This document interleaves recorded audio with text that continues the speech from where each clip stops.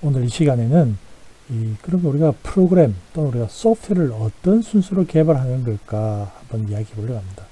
뭐 그냥 개발하면 되죠. 알겠지만 사실은 이제 이런 좀 우리가 큰 프로젝트, 특히 어떤 회사 같은 데서 이렇게 개발할 때 좀 아무래도 그 정확한 것을 개발하는 게 필요하기 때문에 이런 절차를 겪게 됩니다. 그래서 우리가 보통 소프트웨어 라이프 사이클, 생명 주기라고 이야기도 하고 소프트웨어 개발 절차라고 이야기하는데 통상적으로는 다음과 같은 6개의 절차를 거치게 됩니다. 근데 이 절차는 그냥 쭉 흘러가는 것이 아니라 계속해서 이렇게 반복이 되면서 계속 개선되면서 이렇게 쭉 내려가야 됩니다. 첫 번째는 요구 분석. 이거는 이 프로그램을 개발해 달라고 요청한 회사 내지는 개인의 요청 사항을 잘 듣고 분석을 하는 거죠. 일반적으로 이걸 요청하는 사람들은 전문가일 때도 있겠지만 보통 비전문가일 때가 많습니다. 그래서 이제 그쪽 분야의 용어를 잘 알아가지고 그쪽 분야에서 원하는 내용을 잘 듣고서 우리가 이해를 충분히 하고 또 이해한 것을 또 다시 한번 요청자에게 설명을 해주고서 다시 피드백을 받고 그래서 우리가 요구 분석을 하는 겁니다. 그래서 이 시스템은 어떤 기능을 해야 된다는 이제 그런 것이 드러나는 거죠. 어떤 환경에서 어떤 기능을 해야 되는지에 대해서 그걸 분석하는 단계라고 볼 수 있습니다. 요구 분석이 어느 정도 정리가 되면 우리가 시스템 명세 단계에 들어갑니다. 명세란 말은 세세하게, 자세하게 뭔가 기록한다 이런 뜻인데 시스템 명세란 말은 우리가 개발해야 될 시스템의 구체적인 기능, 어떤 요청한 사람의 용어가 아니라 우리가 IT 전문적인 용어로서 이제 시스템 기능을 이제 명시를 하는 거죠. 그래서 보통 시스템 명세서 또는 시스템 명세표 같은 걸 이제 개발하는 거죠. 입력은 무엇이다, 출력은 무엇이다, 수행할 수 있는 기능들은 몇 개다, 15개다, 뭐 이런 걸 이제 명세서에 이제 작성을 하는 거죠.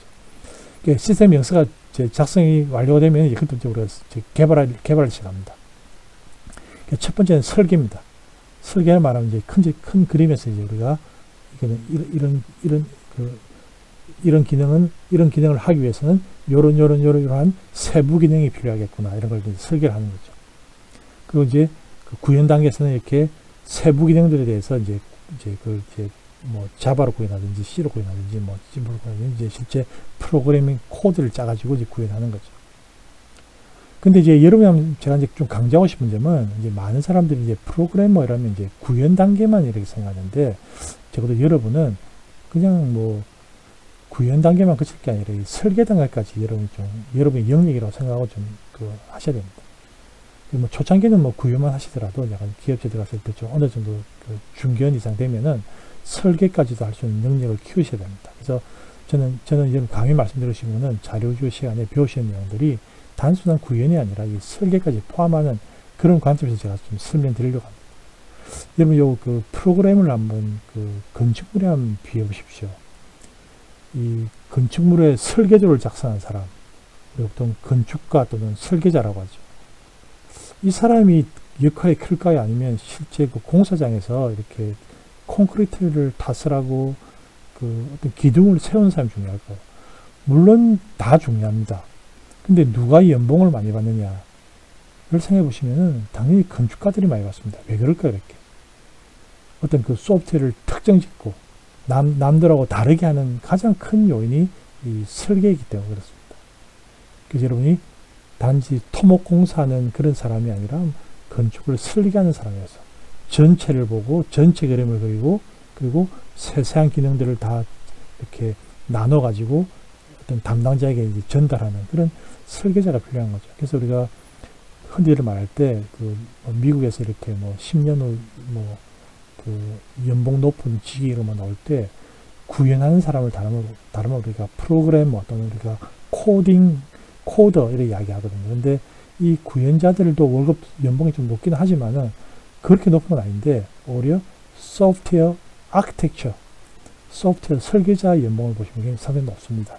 그래서 우리가 좀 더 큰 과제를 할 때는 이 설계가 진짜 중요한 거죠.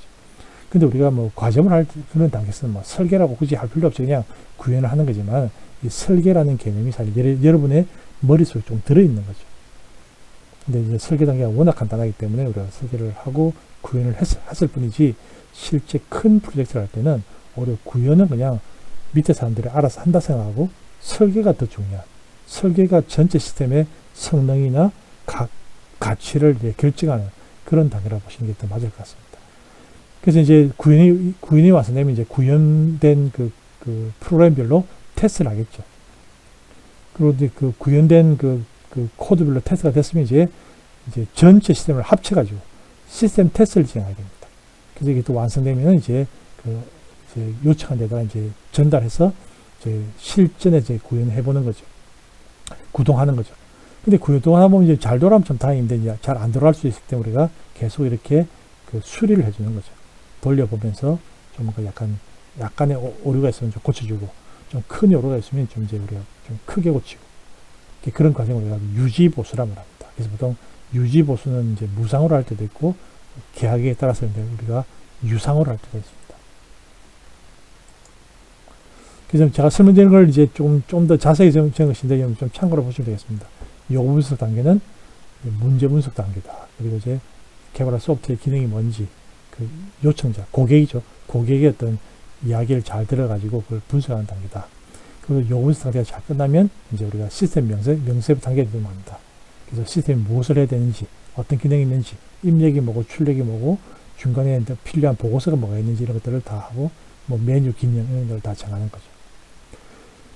그리고 이제 설계 단계에서 이제 어떤 시스템 명세서에서 나온 그런 기능들을 실제로 수행하기 위해서 구체적인 이제 어떤 전략을 짜는 거죠. 그래서 어떤 한 기능을 하는 그 프로그램 기능이 있다면 그 기능은 세부 기능들을 쭉 나누고, 세부 기능들을 우리가 어떻게 개발할 것인지 다 설계를 하는 거죠. 그리고 사용자, 그러니까 그 소프트웨어 어떤 사용자에 보여주는 그 메뉴가 어떤 것이 주어질까 이런 것들을 설계하고 이런 걸 하는 것을 다 설계 단계에서 하는 겁니다. 사용자 인터페이스 설계, 프로그램 설계 이런 모든 것들을 다 하는 단계가 설계 단계입니다. 여러분이 어떤 그 기업체에서 임원이라든지 뭐 아니면 프로젝트 매니저가 됐다면 이런 설계 단계를 책임지고 하겠죠. 그다음에 구현 단계는 이제 설계 단계에서 이제 세부적으로 나뉜 그 기능들을 이제 하나씩 구현하는 겁니다. 그래서 이제 주어진 사항에서 입력이 뭐고 출력이 무엇인데, 그럼 우리가 이걸 어떻게 구현하기 위해서 어떤 알고리즘을 쓸까 이런 걸 좀 생각을 많이 합니다. 그래서 주로 이제 우리가 구현 단계에서 좀 강조되는 것이 이제 구조화 모듈라 프로그램을 이제 강조하는데, 여러분이 쓰는 C++ 이런 것들은 다 이런 때 좀 최적화된 그런 프로그래밍 언어죠. 그래서 if를 쓸까, case를 쓸까, for를 쓸까, while을 쓸까 이런 것들로 우리 또 하기도 하고, 또 아니면 어떤 기능을 수행하는 프로그램 짤 때 어떤 이런 파트는 우리가 함수로 따르게 말하자 이런 식으로 해서 모듈로 쭉 나누는 거죠. 이런 것도 우리가 다 어떤 전체적인 구현을 잘하기 위한 것인데, 한편으로는 이제 이 구조화 모듈화를 잘 해야지만이 우리가 오류를 수정하는 데 굉장히 용이합니다. 좀 이따 나오니까 다시 한번 말씀드리겠습니다. 그래서 구현이 다 되면 이제 테스트 단계입니다. 첫 번째는 이제 그 모듈별로 구현한 그 단위별로 테스트하는 것이고, 두 번째는 이제 통합 테스트죠. 그래서 전체 시스템을 이제 합쳐가지고 돌려보는 거죠. 이제 사실은 이 단위 테스트는 그냥 우리가 좀 약간 그렇게 어렵지 않은데, 통합 테스트 할 때 좀 문제가 많이 생깁니다. 그래서 설계를 잘못해버리면 통합 테스트가 굉장히 문제가 생길 수가 있습니다. 그 다음에 이제 뭐 인수 테스트는 이제 마지막에 이제 업체 이제 개발을 완성한 다음에 이제 납품을 할 때 이제 한번 테스트 해보는 거죠. 이때는 이제 그 개발자뿐만 아니라 그 요청한 고객 회사에서 와가지고 같이 이렇게 돌려보면서 진짜 잘 돌아가는지를 하는 거죠. 필요하다면 우리가 고객 회사에다가 설치를 하고 거기서 이제 돌려보는 그런 상태가 되겠습니다. 근데 이게 잘 되면 참 다행인데, 좀 잘 안 될 때도 많은 거죠. 그래서 이제 시스템을 이제 다 기간 내에 개발해서 이제 납품을 한 다음에 그 위에 이제 좀 계속 어떤 개발자가 좀 관심을 가지면서 잘 되고 있는지를 계속 추적하는 단계라고 볼 수 있습니다. 근데 이거는 굉장히 오래 걸리는 일일 수도 있고, 이건 금방 끝날 수도 있습니다. 그래서 이제 이런 경우는 이런 것이 필요 없는 것이 아니라 당연히 이런 일이 생길 거라는 생각에서 보통 계약을 할 때 유지 보수 기간을 보통 설정을 합니다. 그리고 보통 언제까지는 무상 유지 보수 기간이다. 그리고 그 이후에는 유상 보수 기간이다. 그러니까 유상 그 보수기한 단계에서는 얼마를 준다, 뭐 개발비의 10%를 준다, 이런 식으로 뭔가 보통 계약을 하는 단계이고, 그만큼 유지보수는 어쩔 수 없이 좀 필요한 그런 단계라고 우리가 보통 보고 있습니다. 그래서 뭔가 좀 뭐 간단한 거 고치면 되고, 뭐 그리고 또 이제 왜 그러냐면 우리가 고객 회사가 환경이 계속 바뀌고 데이터가 계속 추가되기 때문에 그런 것들에 대한 좀 약간 변동성이 있기 때문에 우리가 유지 보수를 하는 겁니다. 그래서 유지 보수가 굉장히 중요한 단계고, 이처럼 어찌 보면 가장 오래 걸리는 기간이 될 수 있습니다. 그래서 유지 보수를 좀 더 잘하기 위해서 설계나 개발할 때, 구현할 때도 이런 유지 보수를 고려해서 구조화하고 모듈로 잘 나눠가지고 해야지, 어떤 오류가 발생하면 어디서 오류가 났겠구나, 어떤 파트에서 잘못됐겠구나를 우리가 빨리 파악할 수 있는 것이 돼야 됩니다. 그게 되지 않으면 오류가 났을 때 어디서 났는지 모르기 때문에 굉장히 시간이 오래 걸립니다. 그래서 우리가 유지 보수를 잘하기 위해서라도 설계와 구현 단계에서 좀 더 체계적인 방법으로 하는 것이 필요하다, 이렇게 이야기할 수 있습니다. 그래서 이제 우리가 이런 것들은 이제 소프트웨어 개발한 절차에 대해서 좀 살펴봤는데, 그럼 도대체 어떤 소프트웨어가 좋은 소프트웨어일까? 첫 번째는 정확성입니다. 요청한 명세서에 했는 그런 결과물이 제대로 안 나온다면 이거는 쓸모가 없는 거죠. 당연히 우리가 정확한 결과 내는 소프트웨어는 그냥 가장 필수적인 그런 조건이라고 볼 수 있습니다. 뭐 100가지 예가 있는데 99가지는 정확하게 나오는데 한 가지가 틀렸더라면 우리가 그 소프트웨어는 좋은 평을 받을 수가 없습니다. 그 다음에 이제 유지보수성. 아주 유지보수가 굉장히 우리가 중요한 이슈이기 때문에 우리가 같은 결과가 내는 프로그램이라고 하더라도 어떤 효율적으로 유지 관리가 용이한 그런 소프트웨어를 우리가 좀 좋다고 이야기합니다. 그리고 이제 뭐 보안에 대한 어떤 무결성, 그 다음에 뭐 데이터를 입력하다 보면 막 데이터가 엉킬 때가 있죠. 이렇게 엉키지 않도록 뭔가 좀 미리 좀 관리하는 그런 것이 필요한 거죠. 그 다음에 이제 사용성. 다시 말하면 우리가 사용자가 메뉴를 할 때 메뉴를 그냥 막 제시하는 것이 아니라 좀 체계적으로 사용자가 쓰기 편하게 메뉴를 제시한다든지, 아니면 우리가 또 조금 약간